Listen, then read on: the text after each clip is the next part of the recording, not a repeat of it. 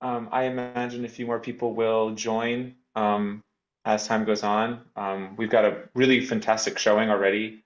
About 30 folks have joined, about 60 RSVP'd, so really excited. Yeah, really excited for this webinar.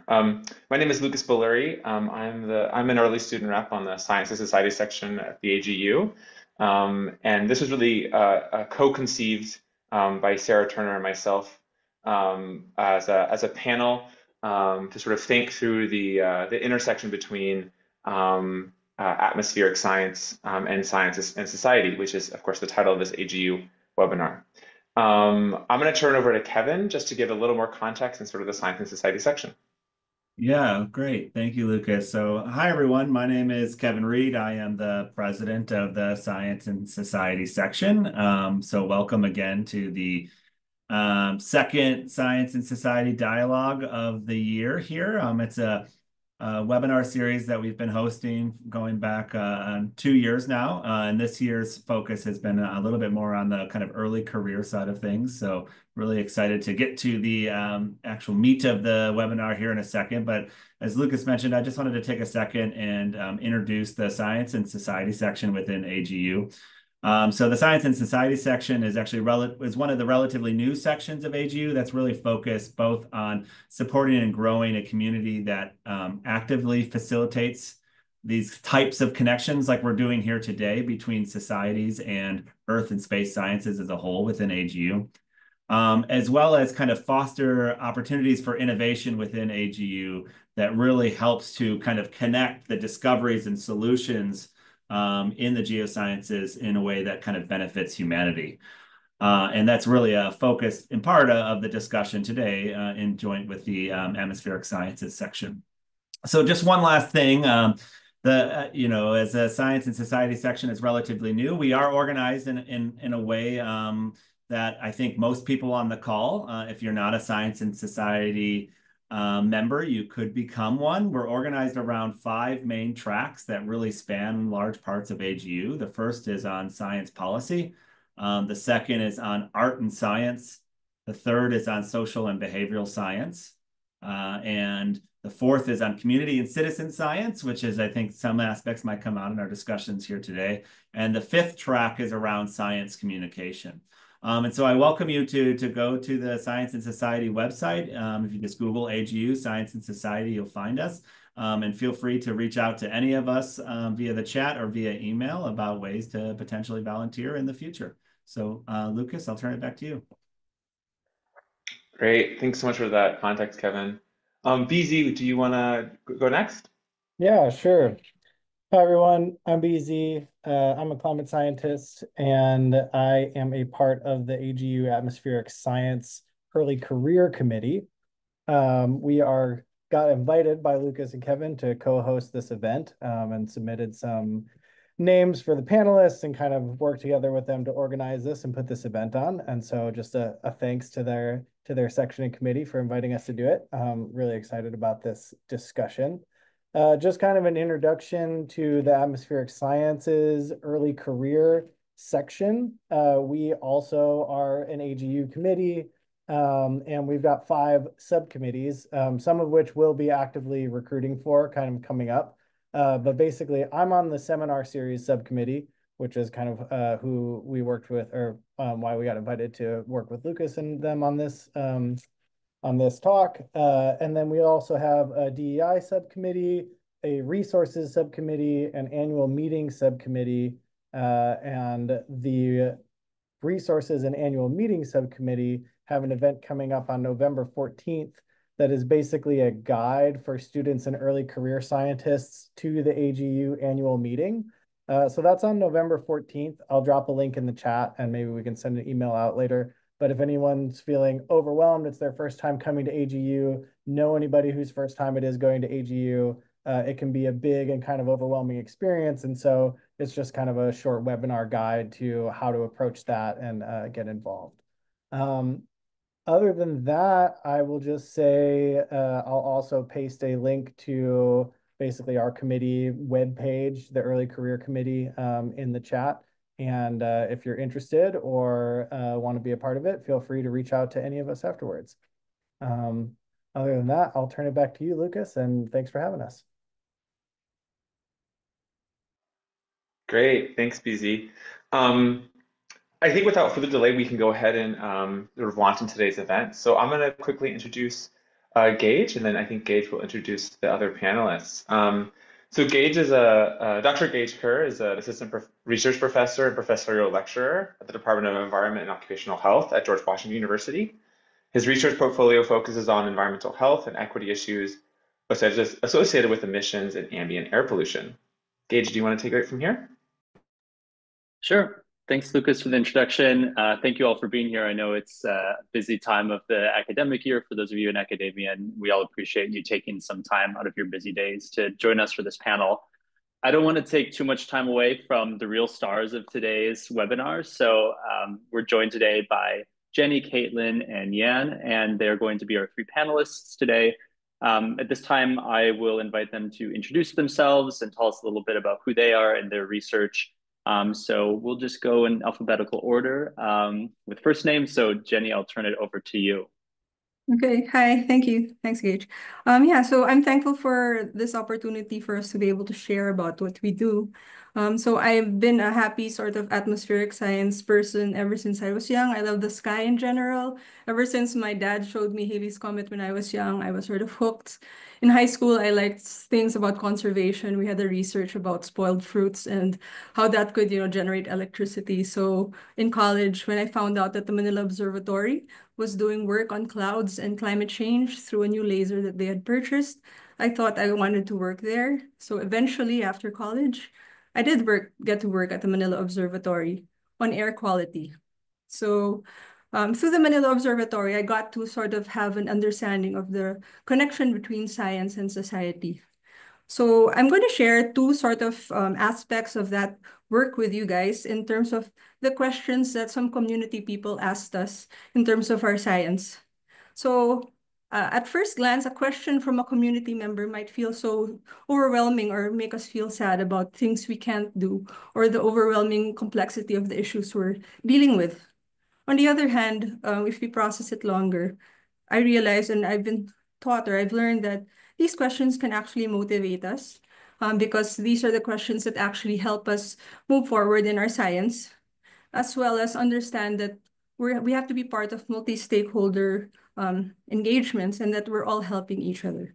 So the first question that I'm going to share is one from my first work in the Manila Observatory, is setting up air samplers around Metro Manila. So it's a city as big as New York in the Philippines, but with almost twice as much population density. So we had very bad air quality starting in the 90s.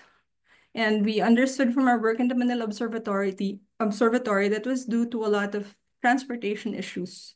So one of the transportation issues that was brought up in the early 2000s was tricycles. So these are like little vehicles, little bicycles or motorized bicycles that have a cabin for passengers.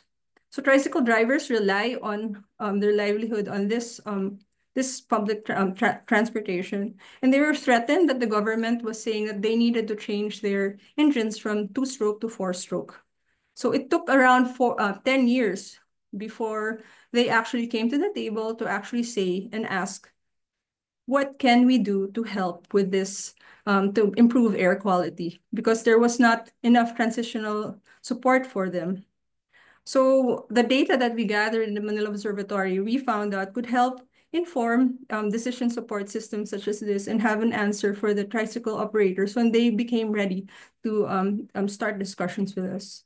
The second aspect of my work in the Manila Observatory involved looking at extreme weather. So Philippines is prone to extreme weather. And this is something we're looking at in terms of how is climate change affecting this. In one of our interactions with the rural areas in the Philippines, so this is one area which was affected by a storm like Milton, which was like 100 years in the return rate, and then so they were hit by Category 5. We set up a weather station there, had some interaction with them about our data, and they're actually changing sort of rainfalls situation. And they asked us a very important question: what causes the rainfall, their specific rainfall? We knew the general idea, but didn't really have specifics because of lack of observational data in their rural area. And satellites could not see the data. They could not see rainfall there because of their proximity to mountains. So I understood that our work through, looking at the emissions as well as its effect on maybe weather was something that was something that needed to be done. In fact, this is sort of in line with the IPCC saying that the greatest sort of source of uncertainty in our current understanding of climate change is on aerosol and cloud interactions. And that's how I sort of got to work in the University of Arizona for my PhD through a NASA CAMPEX campaign in Southeast Asia in 2019. So I met my advisor through the U of A through that. And through our work there, like sort of my research, saw that there's lots of carbon components coming out of forest fires in Southeast Asia that are sort of altering particles there and potentially clouds and rainfall in the region. So yeah, so that's sort of research. So in terms of the stuff that I've done, like you said, we are all young research scientists. Where has the hope been in all of the stuff that we've done in terms of research and actually interacting with society? In Manila Observatory, the air quality has significantly decreased in the last 20 years due to combined efforts of all the stakeholders, and especially the focus on reducing emissions and improving emission standards. My colleagues continue to help in the Manila Observatory, not just focusing on ambient air, but also on health aspects. They now are deploying health sensors, so wearables, and they also want to deploy sort of more sensors in other communities. Extreme weather, we still need more data, and the Manila Observatory continues to partner with local government and private corporations or organizations to deploy weather stations in areas where the government doesn't have data. One of the talks we had online for NASA CAMPEX actually inspired one of the students to actually pursue environmental science in college. And I met her just a couple of months ago. So that was also interesting. I'm here in Tucson. I've been here for 5 years.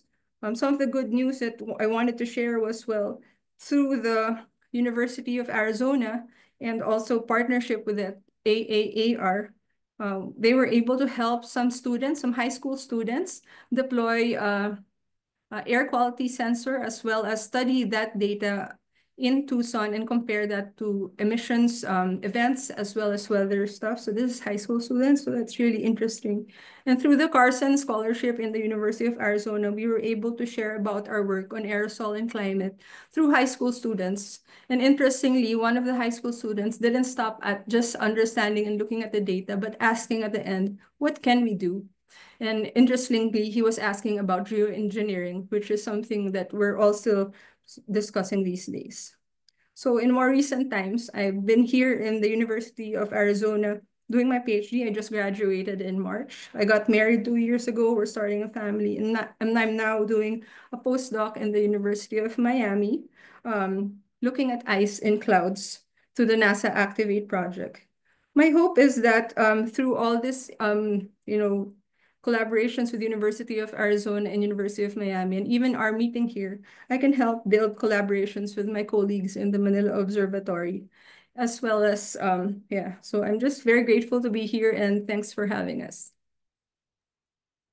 Thank you, Jenny. Really appreciate that tour de force through your life and all your really cool work. Before I pass things over to Yan, I just wanted to mention something I forgot to mention a few minutes ago. For all of you participants, as you hear these introductions, please start to compile in your head or on paper some questions that you'd like to ask our panelists once they finish with their introductions. So Yan, the floor is yours. Thanks, Gage, and thanks, Kevin and BZ, as well as my brilliant co-panelists, Jenny and Caitlin. I'm really happy to be here for the Science and Society webinar. My name is Yan Michael Archer. I'm a graduate student worker at the University of Maryland, College Park, which is seated on the unceded lands of the Piscataway people. I conduct my thesis research in Atlanta, Georgia, where I'm from, which is the land from which the Muskogee and Creek people were forcibly extirpated and removed.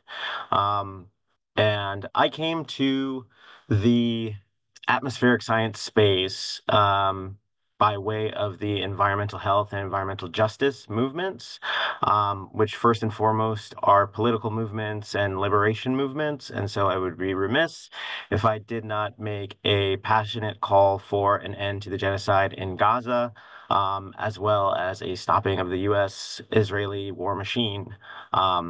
We are now more than 365 days of having front row seats to this genocide and have seen its expansion outside of Palestine or outside of Gaza in the West Bank, where of course it's been occurring for decades, and into Lebanon now. And so with that, kind of seeding all of this together, I came to the atmospheric science space doing environmental justice work, specifically looking for ways to give back to communities that looked like mine. I grew up in what is called, quote unquote, an environmental justice community, which to me is a Black community, a community that experienced, economic downturn, white flight, and rapid industrialization, without any of the environmental health protections that should go along with it, which is the case in a lot of Black and brown communities across the country and across the world. Um, and so my little corner of all of this is community-based participatory research, specifically using low-cost sensors. Um, and so the work that I do at West Atlanta now is basically setting up these monitoring networks using a combination of low-cost sensors and higher grade technology, regulatory sensors, cobbling together coalitions and partnerships and seeing, what the science says, but also from a society space, how do we get all these people to listen to each other, to talk to each other and communicate and collaborate with each other?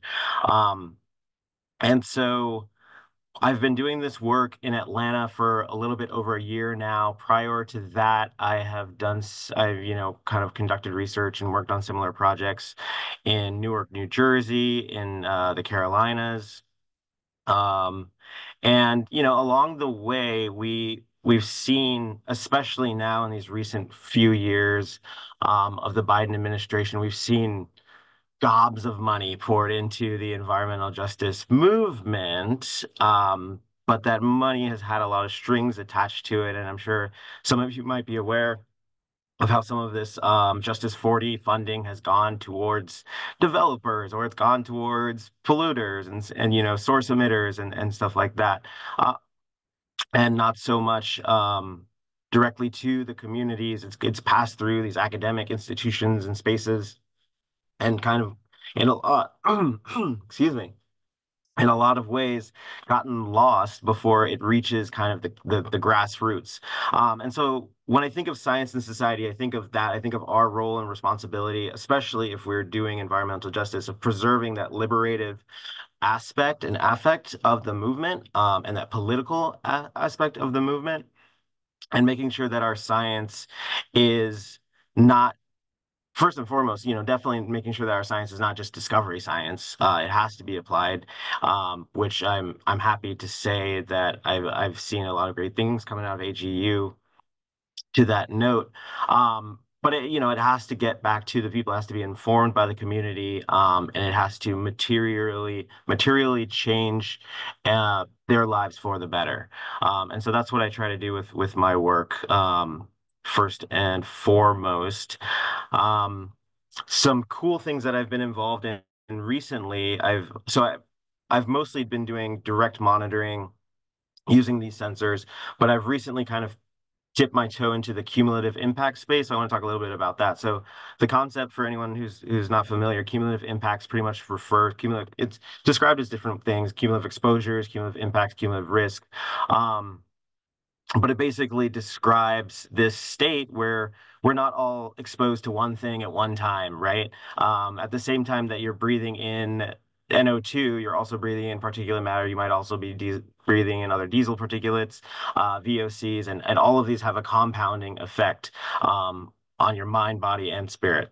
And so what cumulative risk framing does is it allows us to look at what are collective and collaborative ways to address the whole problem and not just, as the EPA has been doing pretty much for the last 50 years, one single pollutant, one single exposure at a time.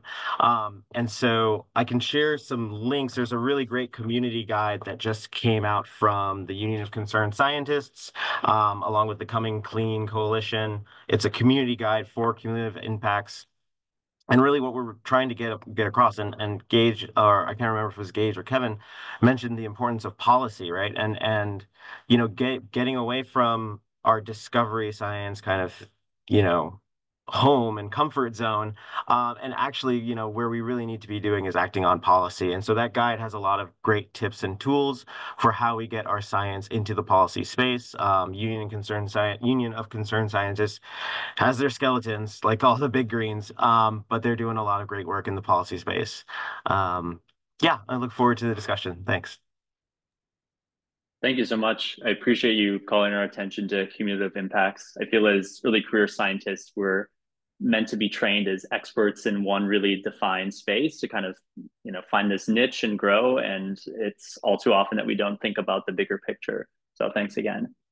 And then last but not least, we have Caitlin. And Caitlin, it looks like you're maybe in your office, but I was hoping you were at home because in your bio, you mentioned your rabbit Luna, and I was hoping Luna would make an appearance, but maybe not today. Not today. Rabbits and workspaces don't come hand in hand. But maybe sometime. Hi, everyone. I'm Caitlin. Jenny and Yen, it was so nice to hear from all the different ways that atmospheric scientists are reaching different parts of community and interacting with society in such different and unique ways. So thanks for sharing. I'm a fourth year PhD student at Colorado State University.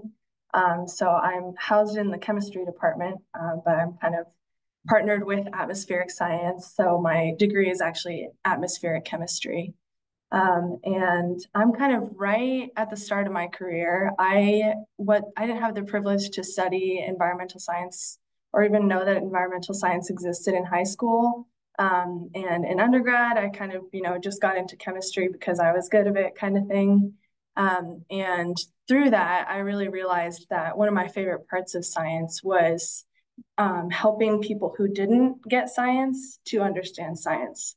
So my outlet at the time was tutoring. I loved being able to teach people chemical concepts and them see improved grades or improved understandings or have that light bulb moment. So that's what I realized my passion really was helping others to understand and be as excited about science as I was. And how that developed over time was as I got exposure to environmental science through different environmental justice courses and chemistry courses, I realized that that was going to be a really great outlet for me to pursue science and still interact with society, which led me to choosing to do graduate school at Colorado State University. Our chemistry program has lots of really great environmental chemistry programs that deal with plant science, water science, air science. And so I wanted to have the opportunity to see what it would look like to work that skill, that social skill, into my professional career. So it's not until really the last 4 years that I've really had the platform and the skills and the tools to develop what that might look like. But I've really enjoyed every step along the way, both of just learning all that there is to know about the complex environment and how the atmosphere works and its resilience and complications and all those things, on top of kind of sharing fresh knowledge hot off the press to people around me who are interested. So my personal research is focused on urban settings. I work with a mass spectrometer to measure volatile organic compounds and build more on the story of where these things are coming from, how much of it is anthropogenic versus natural, what are the anthropogenic sources. And one thing that I've noticed is in that work, you know, we talk and we know a lot about how our homes are beginning to impact air quality.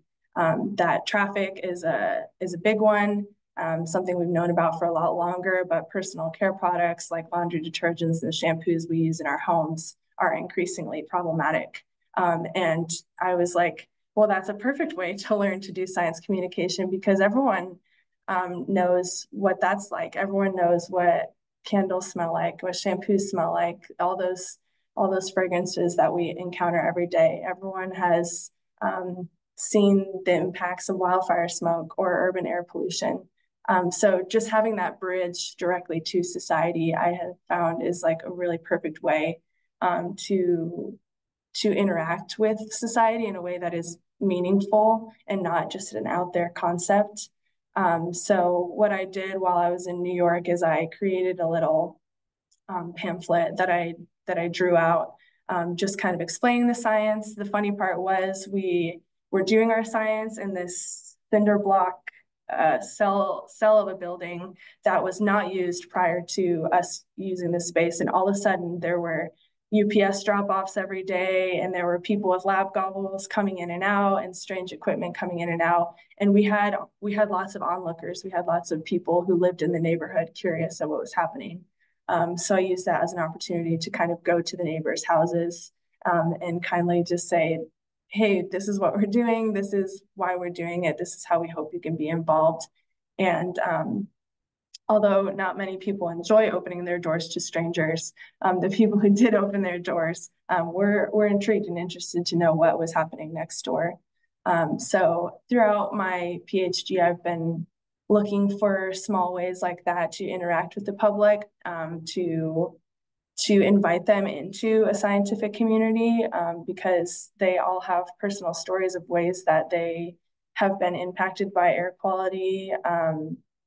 And there's a lot of shared space there between science and society. So after coming back from New York and continuing to develop my research and find new things, I have also challenged myself to come up with what I will say when people ask me what I do.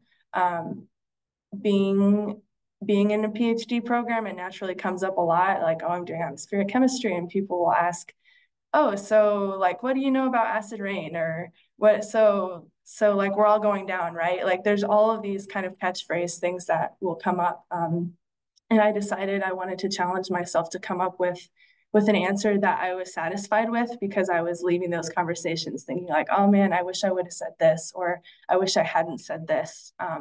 And Jenny, I love what you mentioned about hope, because I think science can bring hope to people who are really scared of the way that air quality is trending.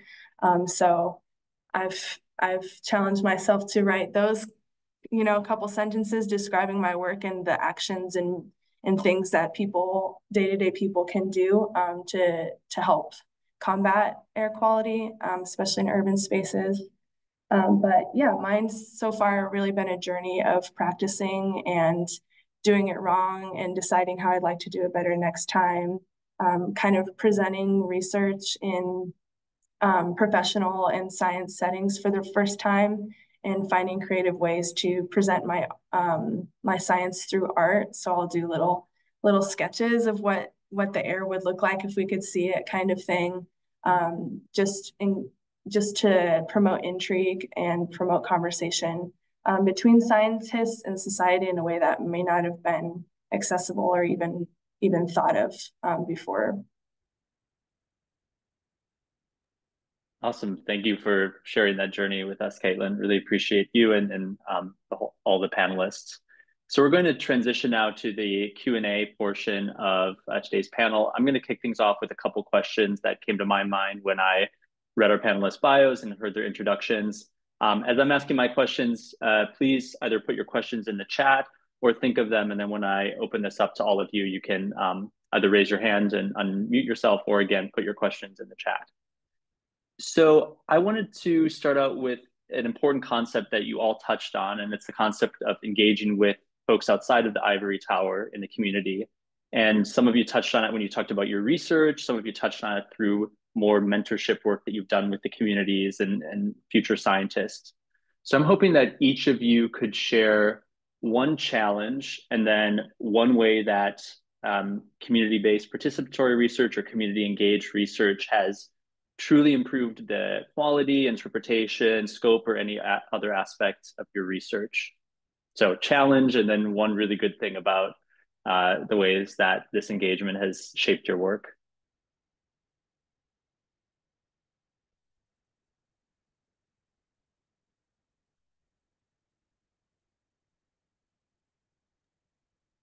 I can go first. Thank you.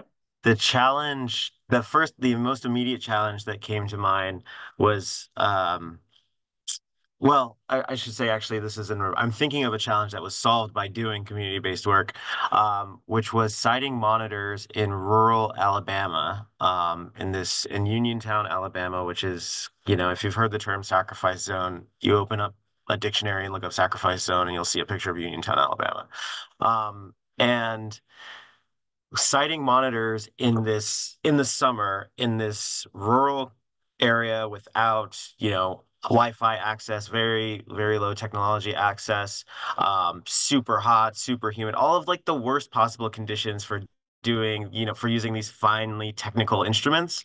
And it was solved by bringing the community together and doing something, if anyone's familiar with community asset mapping, which is basically when you get a group of community members, together and have a conversation, looking at a map and pointing out kind of specific geographic features, yes, but more so kind of social features of a landscape. And through that, we were able to find out, exactly where we should put these monitors and more importantly, where we shouldn't put these monitors, because either industry would mess with them and, people knew the relationships between industry and the town in that way. Or they just like, they wouldn't work well. And it would be a pain to hike in, hike out and get all this stuff. So the benefit of community engaged research is the knowledge of the community. In my mind, first and foremost, it's the benefit of having access to the true experts of the landscapes that we're seeking to investigate and work in.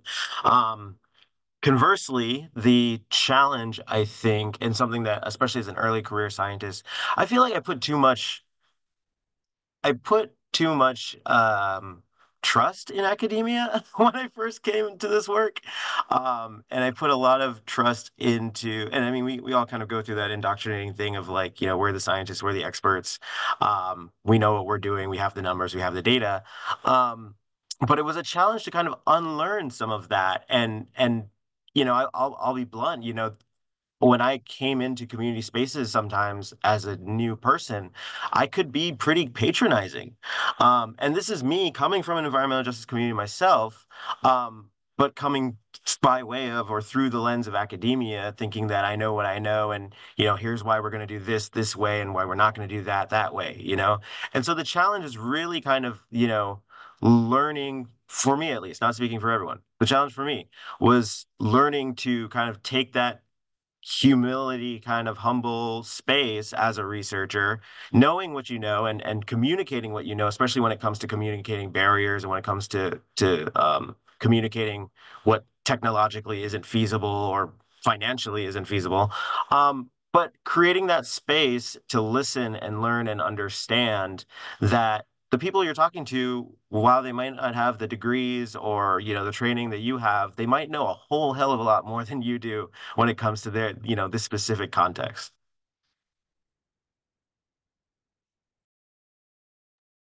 Thank you. Jenny, Caitlin, do either of you have thoughts? And it's okay if not. Yeah, so I was going to share about a challenge in the Philippines, which we found out in the start. So air quality is an issue, but for a country like the Philippines, which is a developing country where there are more like sort of seemingly urgent issues like poverty alleviation, air quality doesn't seem to be a priority. But then we understood also that maybe our way of, doing science also needed to be improved so that we could also connect more with the stakeholders. And one of our collaborators actually, brought the wearable air sampler, and then we collected data closer to where the public transportation, station was. And there we found out that the levels there were really, really, really high.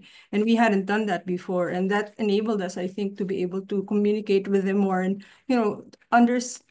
also see from where they're coming from, listen also, but also have a sort of continuing conversation with something to talk about.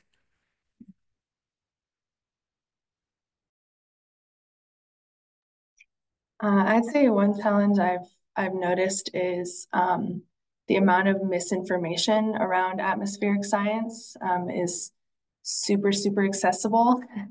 And so it's like when you're wanting to communicate science, you're not starting with a blank slate. A lot of people are coming in with their presumptions and the information they've gotten from other sources.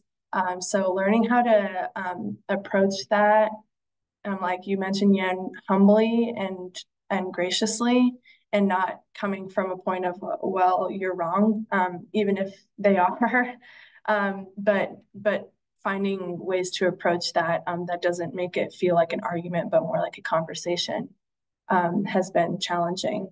But I think one of the benefits that I've seen come with continuing to have those conversations regardless is those moments when you do have a really good conversation. And that's by no means going to be every time.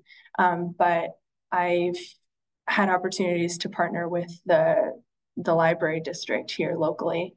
And so with people who don't really have any academic context for atmospheric science, and just talking with a completely different group of people and sharing our insights, and me sharing the things I know about atmospheric science, and then being the professionals and knowing the community and being able to, bring the people who are willing and ready to learn is a great way. Just like in any field, I've found collaboration between science folks and society folks always makes for a really good opportunity for learning.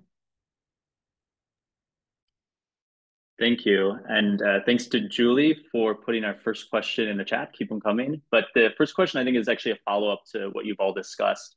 So Julie writes, one challenge we often face at the science society interface is that we can't do it all, and working with others becomes really important.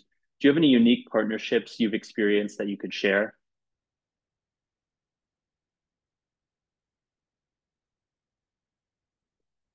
I mean, I would say just to expand on the library opportunity I was talking about, because it's kind of it's a unique partnership for sure. But one thing that I really wanted to do was, knowing that I didn't have any environmental science experience in high school, and wishing that I had, thinking, how can I expose younger folks to environmental science in case they're really curious or passionate about that and just haven't even been exposed to that in any way. So I found a organization at the library district called Imaginantes, and they work with local high schoolers of Hispanic, Latino descent, and just the whole program is just based on building community, getting to know one another, learning about environment, learning about different cultures, languages. It's a very broad program, but they've luckily been really excited to partner with me. Colorado State University is kind of the culture of Fort Collins. It's very central to the city, and so everyone in Fort Collins knows about Colorado State University, but not everyone feels welcome to this campus or like they have a space here. And so I found it really important to just allow high school students to come. We gave them lab tours. We did a little miniature experiment with them in a teaching lab, which is, I never went into any sort of formal lab space in high school. So it was just about the exposure, the comfortability of it, and allowing them space to ask questions and meet scientists.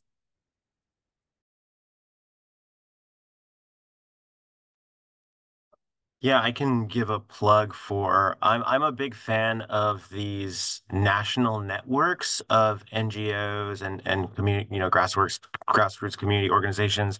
I mentioned one, Coming Clean, that put out with the Union of Concerned Scientists, and Union of Concerned Scientists is also a good connector and kind of like clearinghouse for different issues across the country.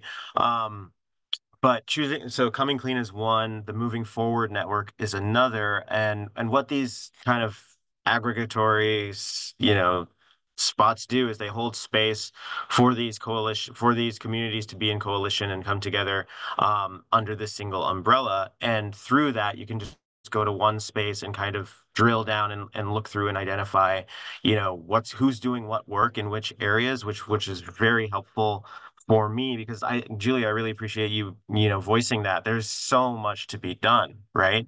And it's very easy to, especially when you're doing movement work, it's very easy to feel like, the weight of the world is on your shoulders and you have to get back to every single email, and you have to not just get back to every email, but find the solution for everything. And really what this whole work is about is collectivism, right?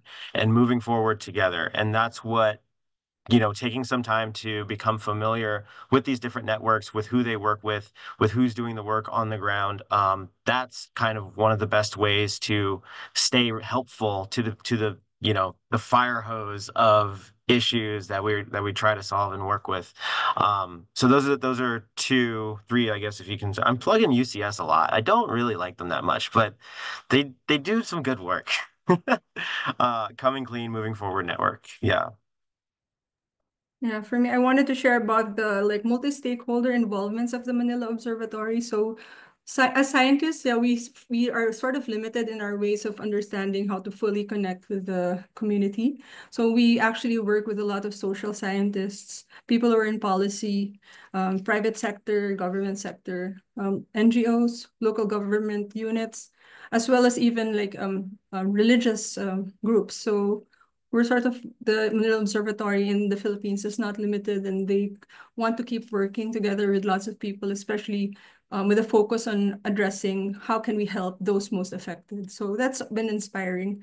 Here in the University of Arizona in Tucson, through the Hydrology and Atmospheric Sciences Department, we met a group of people, a high school teacher and his students, who are super enthusiastic about starting their own monitoring. So, the interest didn't really come from us. It came from them. And it's really inspiring that, we didn't need to say anything to them. They invited us, they wanted certain things. And then we sort of just linked a potential partner to give them a weather station and air quality sampler. And I that's sort of something inspiring, because we just want to sort of facilitate things where others are already interested. Yeah. Thank you all.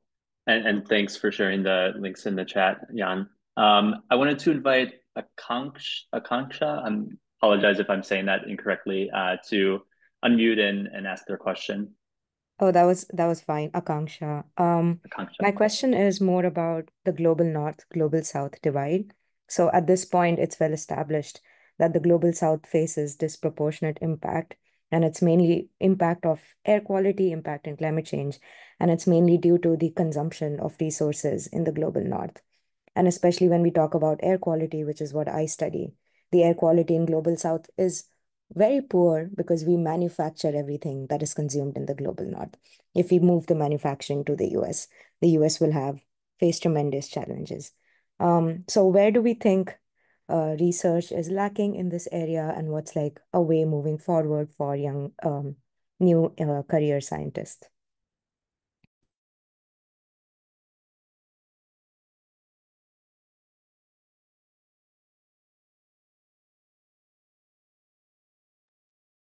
I will say I really liked what Jenny said about taking the interest that already exists and just really working with that. I'm not trying to start everything from the ground up. I know one way I've thought that I could really see approaching that issue being faced is collaborations between universities in the global north and the global south. I was a part of a seminar once where a professor with saying how fruitful that could be, because then you're working with people who are actually experiencing that day to day, who have the resources in the country, who have the ideas and the spaces. But it's a partnership that allows people from the global north to get a feel for what exactly is going on, and just to be able to provide communication between the two. So when I think of ways that I could be a part of addressing that, that's something that I've kind of kept my my eyes and my mind open to since hearing that talk is finding opportunities for collaboration with universities and organizations that already exist in the Global South. Yeah, so I mean, I feel strongly for that as well because I do come from a Philippines, which is sort of less developed area, and even with our interests, we were not able to actually, monitor things as much as we want. So like we had to have collaborations to enable us to monitor finer scale particulate matter that affects health, just because we didn't have the resources. So it helped us a lot, and it helped sort of uplift the situation in our country, and also understand things like if we were, what are the actual emissions, and therefore how can we curb them? Because if we didn't have the data to begin with, then we couldn't address it. Yeah, so. Yeah, thank you so much, Akanksha, for that question. I think the special issue of whatever, name your favorite journal, atmospheric science or whatever that I am looking out for is reparations through atmospheric science research, right? Because we need to frame this conversation as reparations. The U.S. has been blocking grief and loss funding to the entire global South for years, and all showing up to COP, any kind of UN thing on any kind of UN thing on climate change. The U.S. has been the bully in the room. And we have our cronies, but like has been the bully in the room that has blocked significant, useful, impactful reparations for what we are putting onto this planet and what we are putting out into our air. And so I think the conversation really needs to be framed as reparations, and that needs to go from top to bottom, bottom to top.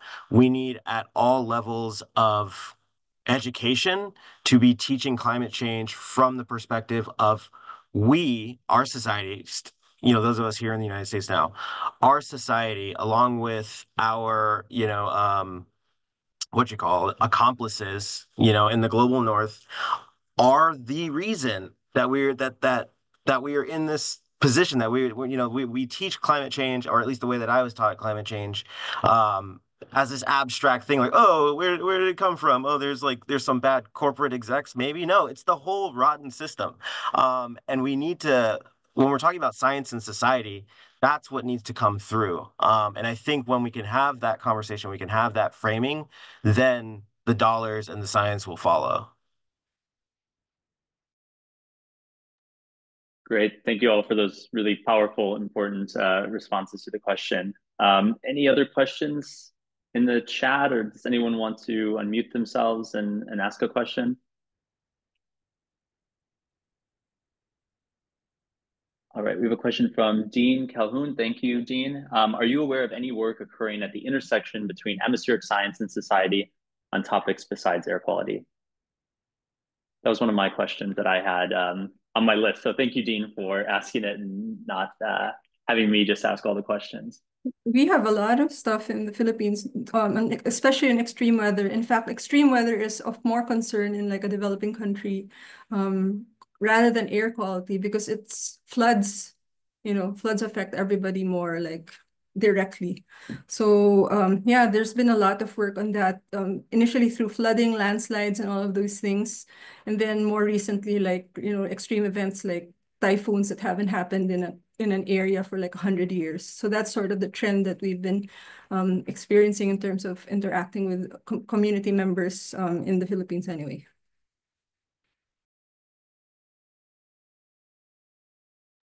Here in the Chesapeake Bay watershed, there's a lot of investment in research on heat island impacts, and also stormwater impacts as well. And so those are two things that come to mind in terms of working with emergency managers and public officials to identify sanctuaries and refuges for these high heat day situations, or these,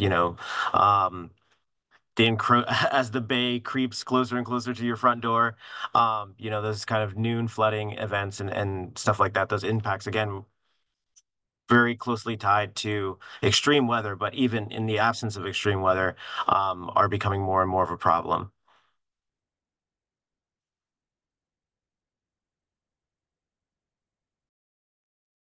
I also forgot to mention one of the interesting things about like with society in the from the viewpoint of Metro Manila is land use. So land use, and that has been like sort of an issue that's been sort of complexified the environmental issue in Metro Manila, where there's floods, where there's not enough water, even if there's lots of, it's a tropical area. So the land use change over the years is something that they've been trying to sort of communicate more with the developers and like implement more informed planning for the future. So that's sort of one of the inspiring things that air quality and both weather are part of. And yeah.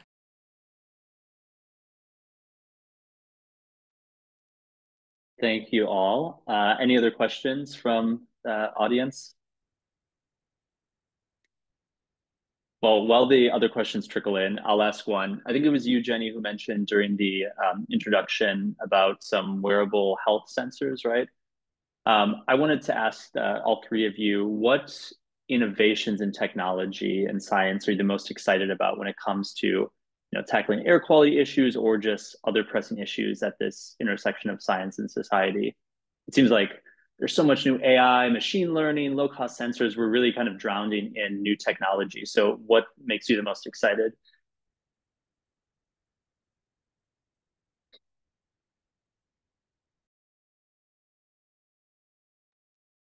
When I hear AI, I don't get excited, I get fearful. But Jenny, I'll let you respond. Well, I'm looking forward to the time where there will be actually some area, if we have a lot of, if like the wearables or the air quality can be more, is like more dominant, then you can actually see areas where there are clean spots, maybe encouraging like more parks, for them to see that, hey, this area is clean. So, because that's one of the things that we found out when we did that walking experiment with the wearables, like one area which was just by the road had just so much more pollution than the neighborhood just because it had more trees. So that was pretty interesting and something we didn't see with just an ambient weather station. So yeah.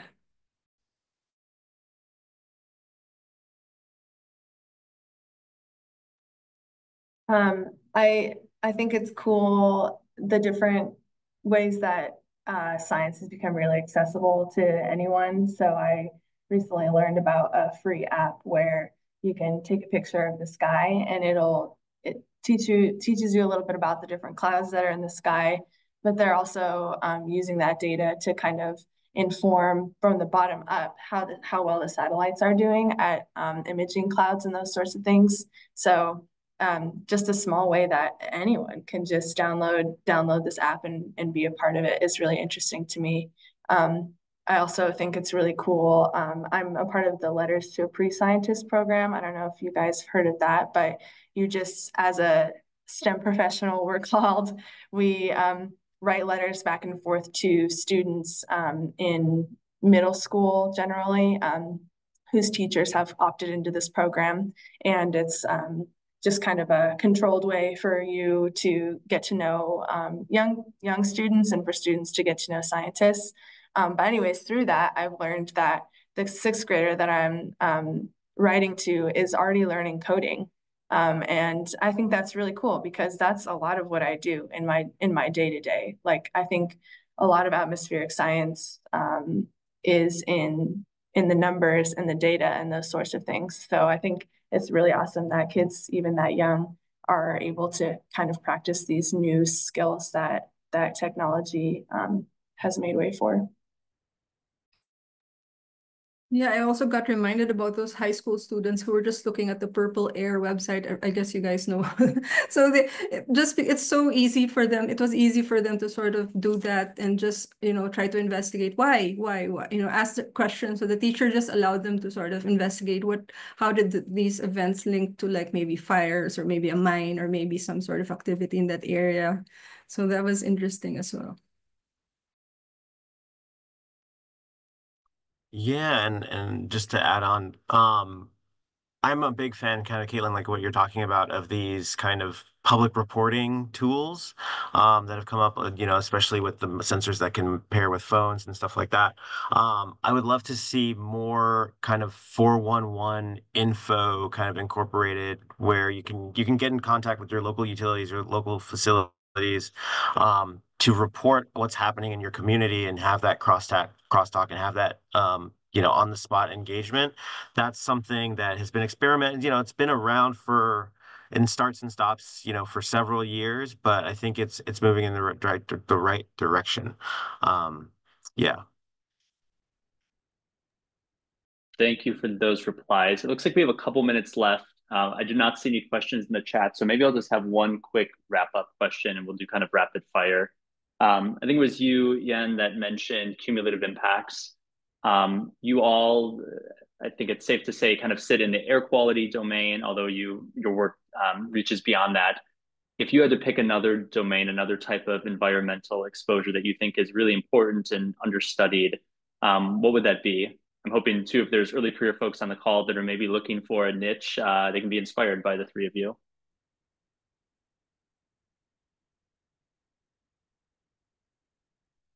And everyone's talking about PFAS these days. So if you can't think of anything, just say PFAS. Well, since you gave the clue, and I'll bite it. One of my colleagues actually was looking at PFAS that they found in sort of cloud water. So usually it's like down. So they have actually detected some of this PFAS in the Northwest Atlantic Ocean through the NASA Activate campaign that we're doing. So one of my colleagues has already seen that. So it's a little bit sort of scary again. Yeah. Hate that. For me, I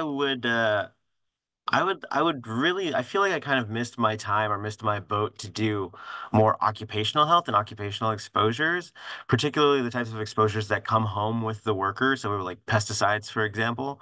I think that there's definitely not enough work and power and energy and money and research going into these particularly vulnerable and marginalized and oppressed communities of migrant workers who are doing the lion's share of making whether pick an industry, right? Meat packing, farming. So I think that there's, take whatever chemical of interest you have and apply it in the occupational space.